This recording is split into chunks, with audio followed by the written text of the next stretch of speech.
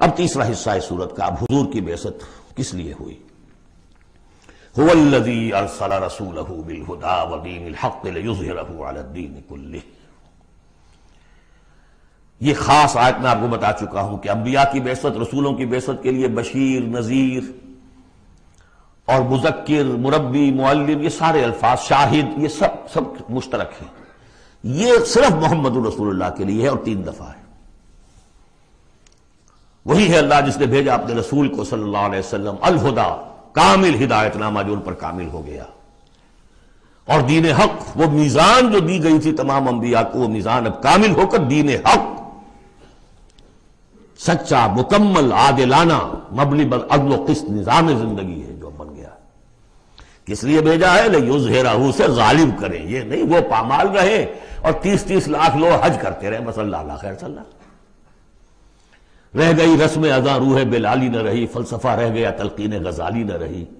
یہ 30 لاکھ آدمی اگر کفن باندھ لیں اپنے سر سے تو دنیا میں انقلاب آ جائے کہ نہ آ جائے. حج کری آؤ، رمضان کا عمرہ کراؤ. ریچولز، ریچولز، حرام سے کمائی کرو اور عمرے کرو. هو الذی ارسل رسولہ بالہدی ودین الحق لیظہرہ علی الدین کلہ ولو کرہ المشرکون. مشرکوں کو تو یہ پسند نہیں ہوگا. مشرک چاہیں گے توحید کا نظام قائم ہو جائے، اللہ کی حکومت پوری زندگی پہ قائم ہو جائے. اب مشرک کون ہے؟ مشرک صرف بت پرست نہیں ہے. سب سے بڑا مشرک وہ ہے جو کہ ہیومن ساورنٹی کا اعلان کر رہا ہے. وہ تو خدائی کا اعلان کر رہا ہے. بت پرست نے تو یہی سمجھا ہوگا یہ کوئی دیوی ہے، دیوتا ہے، کوئی ہماری سفارش کر دے گا. اس کے علاوہ وہ تو خدا بن رہے ہو تم کہ ہم حاکم ہیں.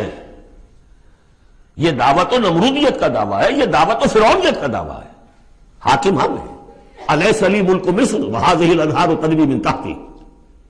فرق یہ ہے کہ وہ ایک شخص ہوتا تھا، اب پوری قوم ہے، بس اور کچھ بھی نہیں. وہ کبھی پسند نہیں کر سکتے. تصادم ہونا ناگزیر ہے، جہاد کرنا پڑے گا، کشمکش کرنی پڑے گی. اب وہ کون کریں گے؟ جو اللہ کو ماننے کا دعویٰ کرے اور رسول کو ماننے کا دعویٰ کرے. اگلی آیت پڑھ لیجئے.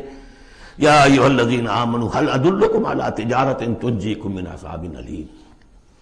اے ایمان کے دعوے دارو، کیا میں تمہیں بتاؤں وہ تجارت جو تمہیں دردناک عذاب سے چھٹکارا دلا دے.